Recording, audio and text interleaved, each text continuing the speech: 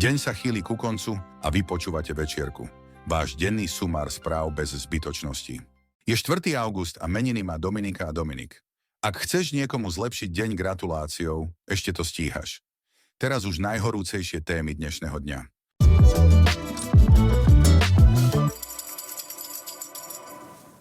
Platforma Otvorená kultúra žiada nezávislé vyšetrenie nahrávky, na ktorej riaditeľ Fondu na podporu umenia hovorí o politických pokynoch zhora pri rozdeľovaní dotácií a v prípade jej potvrdenia požaduje odvolanie šéfa fondu, generálneho tajomníka Ministerstva kultúry Machalu aj samotnej ministerky Šimkovičovej.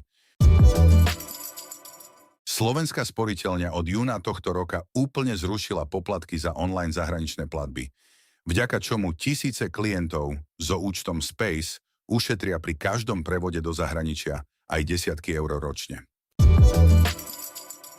Na diaľnici D1 medzi Popradom a Spišským Štvrtkom vodiči v najbližších takmer 4 týždňoch narazia na dopravné obmedzenia súvisiace so stavebnými prácami, počas ktorých bude premávka vedená len v jednom jazdnom pruhu.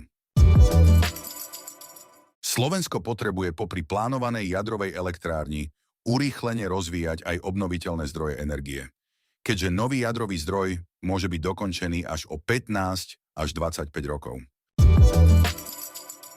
Slovan Bratislava cestuje do malej švédskej rybárskej osady Hellevik, kde v útorok nastúpi proti švédskému majstrovi Mjällby v prvom zápase 3. kvalifikačného kola Ligy majstrov, pričom tréner Yaya Touré zdôraznil, že cieľom je víťazstvo, no súpera plne rešpektujú.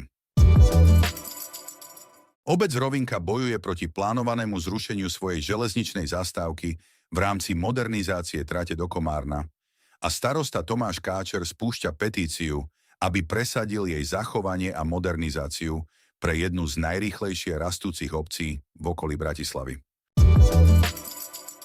Štátny systém QR platieb si za prvé 3 mesiace od spustenia získava rýchlo rastúcu obľubu.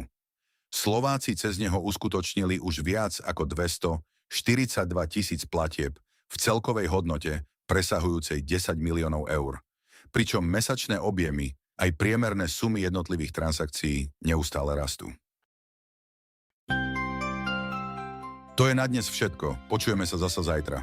Pekný večer.